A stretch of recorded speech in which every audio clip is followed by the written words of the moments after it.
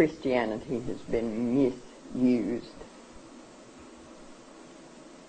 for hundreds of years to keep your people in subjugation. And I'm speaking now a reality that the history books do not record, but history does.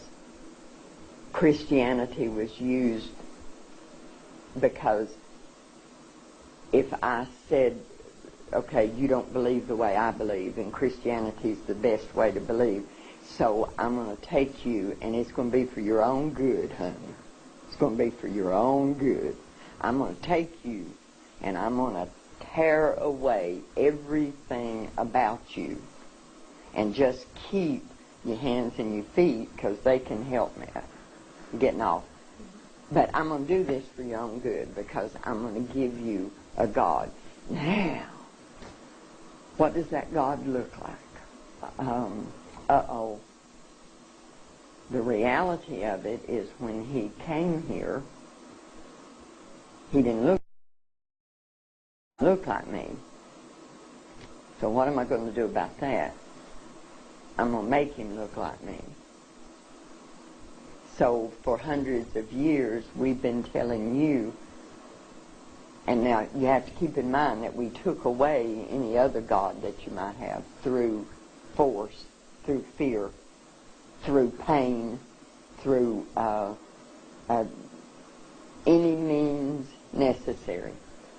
So now I'm going to give you a God, but I'm going to do that in a way that is going to further me. So I'm going to give you a God that looks like me, so that when you bow down to that God, you're bowing down to me. And because I wasn't hearing these things, because the Bible tells us what Jesus looked like when he walked here. The Bible tells us what he's going to look like when he comes back. We have taken that and changed it. Do you remember when Jesus went to Egypt? He hid in Egypt. The people in Egypt, honey, they're not white people. How could he hide there? See, so that we've done that.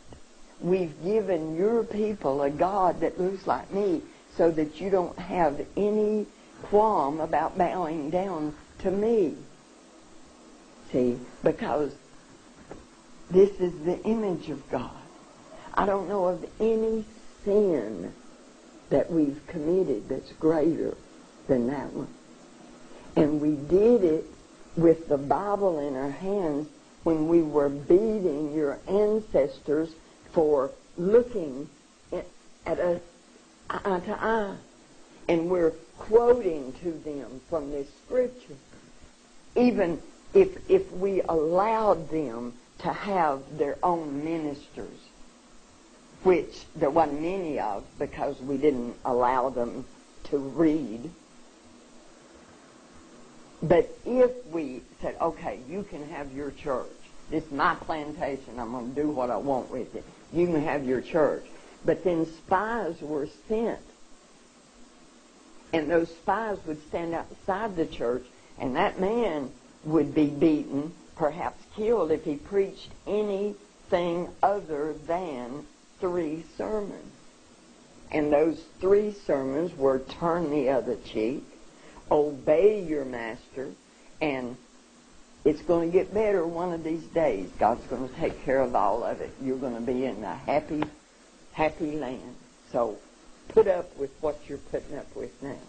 And we made your people preach that to your people.